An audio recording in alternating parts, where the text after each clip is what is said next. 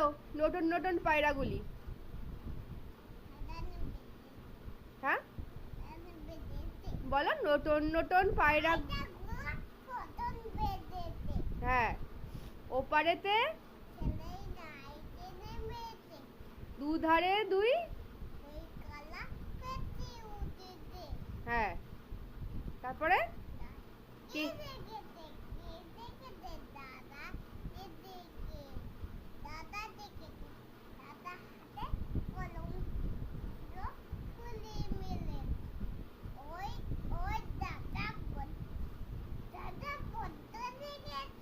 বাহ very good.